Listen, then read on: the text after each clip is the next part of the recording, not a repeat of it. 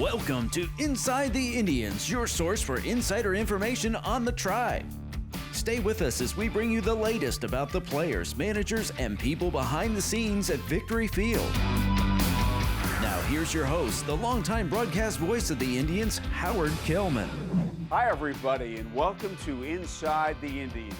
On today's show, we'll talk to the skipper of the Tribe, Brian Esposito. We'll also speak with Indianapolis Indians hitting coach Ryan Long and the Indians all-star outfielder Trayvon Robinson. We'll be back with Espo on the home of the Indians, WHMB TV 40.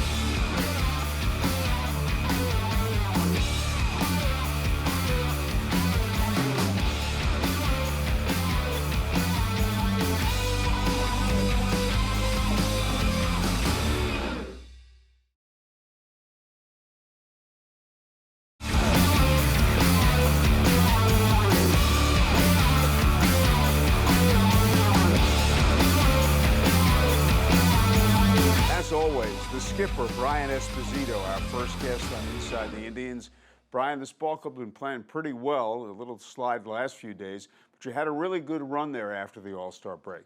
Yeah, the guys, took their time wisely off for the All-Star break. They went home, they recalibrated a little bit, they got their legs back underneath them, and they came out playing some pretty good ball. You know, we took that series in Columbus.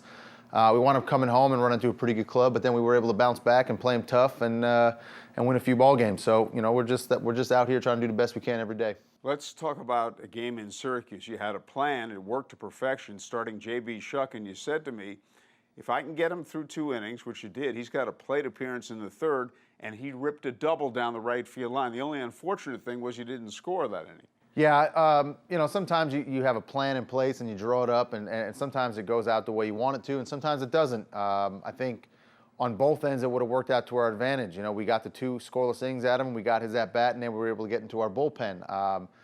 If starting him, we wind up going down a few runs, then it gives me some direction as to how I'm going to use my bullpen in order to set up the next day and the next couple of days after that. So it was fun to be able to have that dynamic work and play. I know there are a lot of clubs in the big leagues that go with openers and different things like that. We saw it last year in the playoffs, with Oakland going with an opener and doing some things differently. So it was fun. It was cool to actually see how it goes out and what potentially could be if you drew it up the right way. One of the reasons managing in this league is so challenging is all the player moves, and this wasn't the first time you had a starting pitcher in place. It was Alex McRae this time, where all of a sudden the big club needs him, and you have to really go on the fly. Yeah, and that's what we do. We take these jobs understanding that our job is to make sure that we have players in place and that they're readily available at the disposal of our major league club to help those guys win and do what they need to do. Now, granted, we're not having the run that we want up in Pittsburgh right now, but the reality is we still need these players ready to go and be able to take advantage of their opportunities when they get there. So it's just part of the job. It's something that we're prepared for. I do a lot of thinking about what ifs on a nightly basis. If we lose this guy, if we lose this starter, if we lose this position player, what's going to happen, so that it's a seamless transition when I have to make that move. So it's thought out prior to these moves even being made.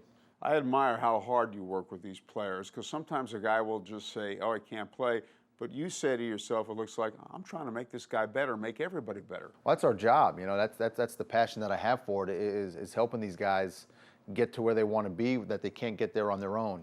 That's to me, that's what a coach is. I'm helping these guys get to a place where they really want to be, but they're unable to do it all by themselves. Sometimes as players and coaches, we think we can do everything by ourselves, but the reality is we're going to need some type of assistance, whether it be a kick in the butt, whether it's a pat in the back, or whether it's just going out there and doing some old hard core work, or sometimes it's about leaving a player alone and letting him get his his thoughts and his feet and everything aligned up in the right direction, and they'll figure some things out on their own. I think that's the art of coaching, is that you have a feel and a barometer, and you get to read it as to where that particular player is at that particular time. Having 25 guys in your clubhouse, you're going to have 25 players that are all in different spots. They got a lot of life going on outside the field. They got their own adjustments and their own plans and their own hopes and aspirations for what they want to do with their careers, but they're all in different spots of it. So it's very unique, but it's a fun challenge, and it's my passion. So for me, that comes easy. Working hard is easy. That's the easy part of this game for me. Tell us what's it like to be able to tell a player, especially for the first time he's going to the big leagues. Yeah, you know, it's something special because a lot of people don't understand is that this is something that you work for your entire life. You know, you sat in elementary school working on your signature. You think about playing Little League in the backyard or playing baseball in the backyard or playing at the Little League field. And, you know, you're always emulating a major league player. And then for a particular moment, especially the first time going up to the big leagues, you know, that dream has come true.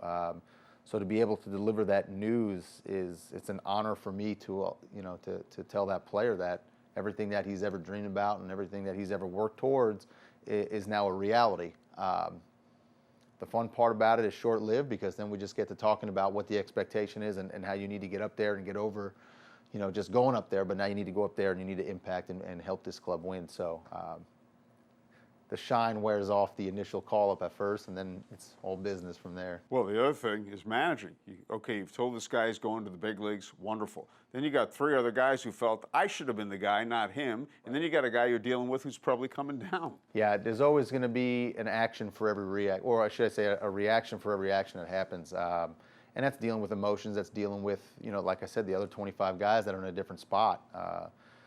You know, there aren't that many roster spots in the big leagues available.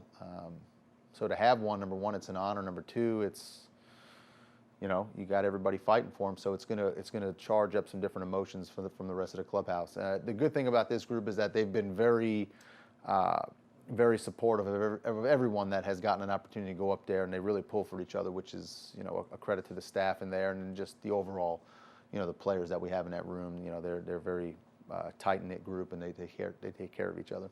Tell us your thoughts on a player or a pitcher making a jump from AA to AAA and AAA to the big leagues. Is it much different? Well, you know, now I would say that there is a big gap. Well, from AAA to the big leagues, there's a huge gap. I mean, you know, you're talking about players that have played this game for a long time, that they're the best in the world at what they do. And if you couple that with some of the information that's provided now, whether it be in scouting reports and video use. You know, it used to be back in the day where a player would come up from the minor leagues and nobody had a book on him, nobody knew what to expect from him. So you just kind of pitch him a little bit different. You just kind of let him go about his business. You throw him fastballs.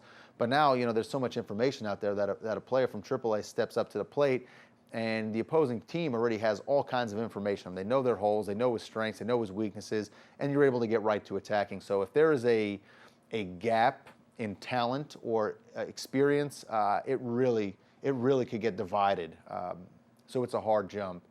From AA to AAA, I would say the biggest jump right now is that there's a difference in baseball. So if you're a pitcher pitching in AA right now, the seams are a little bit bigger. The ball is not wound as tight. It's obviously not going to travel as well as the ball does up here in AAA. So there's a different feel to this baseball. So command, execution of your pitches might suffer a little bit when you come up here if you're a guy that needs to spin it or works off of some pressure points on your fingers and sinking in some action. So pitchers might be at a disadvantage coming from AA to AAA. And if you're a hitter coming from AA to AAA, you might experience a little bit more success than you had down there because of obviously the way that you're able to impact this baseball and it travels and you know, the ball does move a little bit different up here. As always, great job. Thank you so much, Espo. My pleasure. That's Brian Esposito, the manager of the Indians, on the home of the Indians, WHMV Team Sports.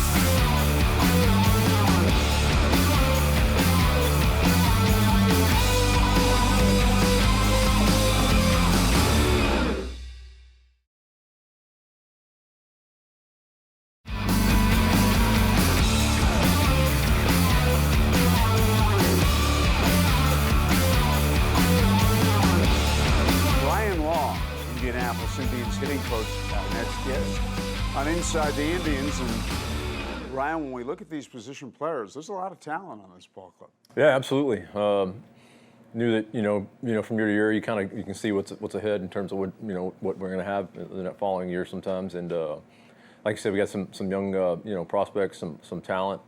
And just a young hungry group that we have here this year. You do have young prospects. Before we get to that, let's talk about a veteran named Jake Elmore. I mean, he comes to play every day, and he's also got a great attitude. Yeah, I mean he's he's been through a few things that the other guys haven't experienced yet. So he plays for maybe a different reason than some other guys. So a little more sense of urgency. But yeah, like you said, he's had a great year. He's been a great addition. We were happy to have him. We were happy to get him when we did get him, and he's just been a great add, like you said.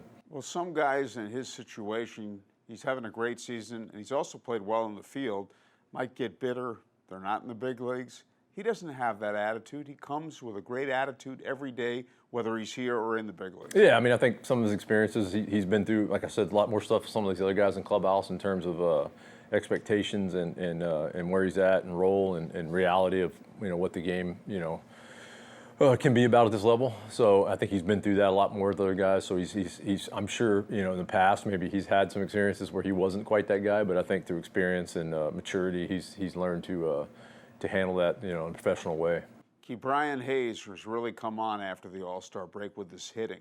Tell us about an adjustment or two he may have made. I think he's just learned to simplify some things a little bit. That's the biggest thing coming in. I think the game teaches you stuff as we play, as we go through trials and tribulations and little speed bumps along the way. I think the game has taught him some things, and he's a good enough athlete where he said, okay, I need to, these are maybe some of the adjustments I need to make. But it just comes down to him simplifying a little bit, and then continue to have an understanding of how he's being attacked, so that he can kind of formulate a little better game plan every day. One of the things that we've talked about is learning how to pull the ball properly as opposed to pulling off the ball when you try to pull. Yeah, I mean, I think all young hitters go through that. I think it's can be one of the last steps of their process, of their polishing. So it's and he's done some things, done some work, continues to work to train that, and obviously, that starts clicking in the games. When that light bulb tends to go off, but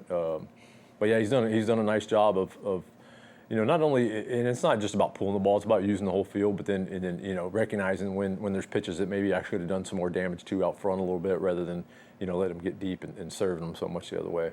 Let's talk about Will Craig. Tell us your thoughts on him, another AAA rookie. Yeah, Will obviously got some really good elite power when he gets a hold of it, and got off to a really good start. I think the league adjusted him a little bit. Trials and tribulations for him too, just to go through and see what the league's taught him. And at the same time, continue to compete at night. So these guys are making adjustments throughout the year, but sometimes you're not going to see them right away because they are competing at 7:05 to 10. So a lot of this stuff you'll start seeing in the offseason show up a little better when they're in that environment and then going into the next year. You mentioned the league adjusting to him. What in particular did the pitchers start to do? In his case, I'd say there's been a little bit more balls in off the plate and some elevated stuff. So. Just kind of, they'll attack a little bit better in terms of where you may have some deficiencies in your swing, and just getting, guys just get a better understanding of how they can maybe get you out and try to attack that more often. That doesn't mean they can do it all the time. Obviously, they have to execute, but those are some of the things that we just got to be aware of as we keep moving forward. It's the game within the game, making adjustments constantly. Exactly. I mean, and that's the whole thing, man. Is hopefully you teach these guys to be able to do that on their own. That's the big picture perspective for later on when they're in the big leagues. They need to be able to kind of recognize, okay, I'm doing this and this is why. So now those ups and downs aren't very, they don't last as long. The other young infielder we have is shortstop Cole Tucker. Your thoughts on Cole? Yeah, again, another young guy that's first time at this level. Got some big league experience this year, which is awesome for him just to go up and see what's expected at the next level. And he's made some adjustments as well coming down. Just continues every day to work to simplify for him and what that looks like. He's kind of a longer bodied kid, so being able to control his moves, control his body, particularly at the plate, has been a big key for him. So again, he's working through that process. He's doing just fine. Obviously, these guys are all competitive and they want to be doing a lot better than they're doing, which is awesome. That's part of the thing that drives them. But they're on the second hand. They're in a good spot, and they just got to continue to move forward with it. We were talking the other day on the road, and you mentioned when a guy is struggling, and all hitters, even great ones, go through struggles. The first thing someone does is examine what he's swinging at. Please tell us about that. Yeah, I mean, the first question we want these guys to ask themselves at the end of the night after they've had a night that maybe they're not pleased with is, are you swinging at what you want to swing at, and then what's your approach up there? So what's your plan? So And are you executing those two things? So if those two things are tied in, okay, then now we might start looking at some, some adjustments that may need to be made. But yeah, I mean, you gotta continue to hunt. You gotta continue to swing good pitches, and you're gonna go through streaks where you don't get good pitches. Guys make pitches on the edges. Guys make the pitches they want to make. They execute for a period of time. The question is, are you hitting the ones you're supposed to? Are you fouling them off? You miss them? Are you taking them? And if not, why? So those are the kind of things we ask ourselves on a daily basis. When you mention a plan, I think that's so important because there are some hitters who will just go up and look for a fastball as opposed to what is this pitcher trying to do to me and what do I have to do? Yeah, I mean, realistically, if you think about the spot we want to get all these guys in is not so much looking for a fastball, but looking for a pitch in my hitting zone. Because as you've seen, they don't throw as many fastballs as you. So it's not like I'm up there just sitting on pitches, okay? There might be times where I do, but for the most part, you'll know when you'll see when a guy's swinging the bat well, he really doesn't care what you throw. It's more about throwing it in a certain area that I'm looking at the plate. So those are the type of things we try to get our hitters, especially young guys, to understand more. Older guys know that. Obviously, they've had a lot more experience. They've seen a lot more pitches. They have a lot more shapes, and they have a lot better idea and predictability where all certain pitches are going to show up. But yeah, that's what we talk about a little bit, is hunting more of the zones and where am I looking to attack, that type of stuff. Ryan, well said. Thank you so much. You're welcome. Thanks, Howard. That's Ryan Long, the Indianapolis Indians hitting coach on the home of the Indians, WHMB TV 40.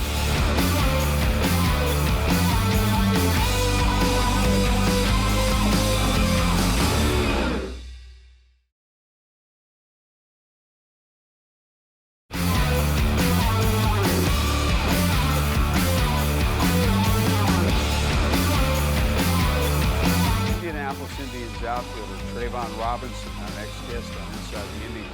You've had a terrific season, Trayvon. You really have. And you haven't played every day, which even makes it that much more special. You always seem to stay ready.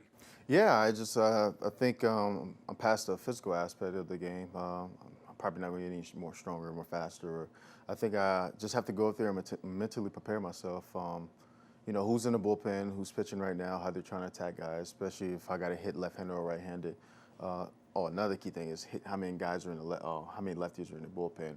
But I literally just stay ready. I think about the game every second. Like, okay, I'm trying to think with the manager also. So maybe later on down the road I'll be coaching. But I think if you stay ready, you ain't got it. It's a little stressful when lot less stressful.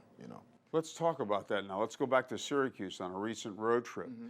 Now, when the Indians play Syracuse, there's no designated hitter. You weren't starting this game. Mm-hmm. You came in to pinch hit. Mm-hmm. So you probably were thinking about the possibility of pinch hitting throughout the entire game. Oh yeah, absolutely, absolutely. We had JB throw that game too.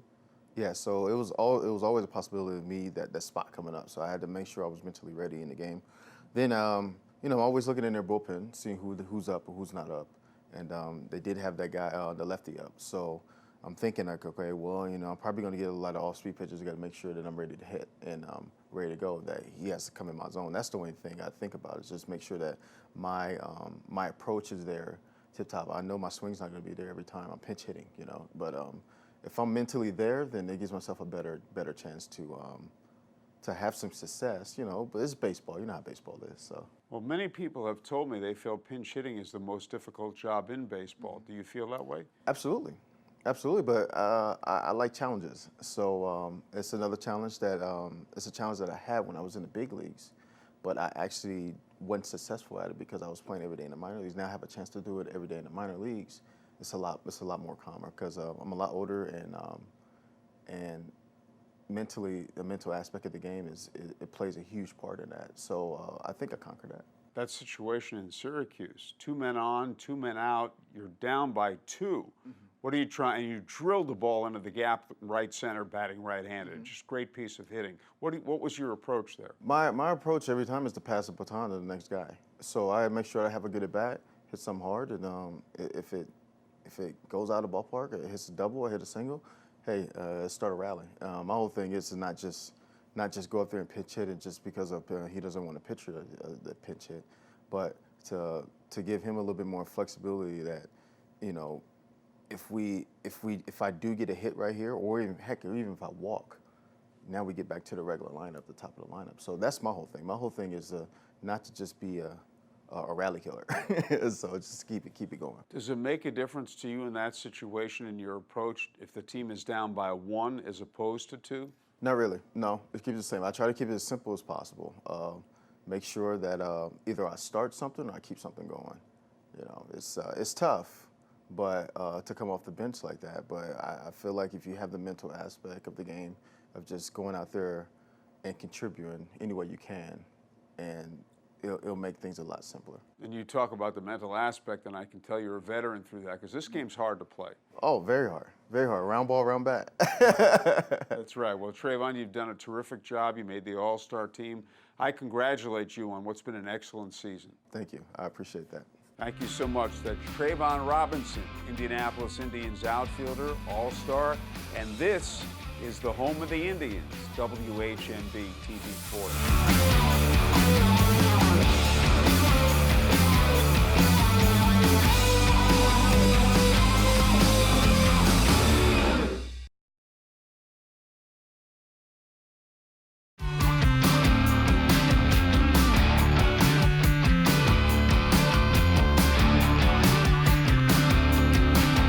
I'd like to thank our guests, manager Brian Esposito, hitting coach Brian Long, and all-star outfielder Trayvon Robinson. See you next week on Inside the Indians.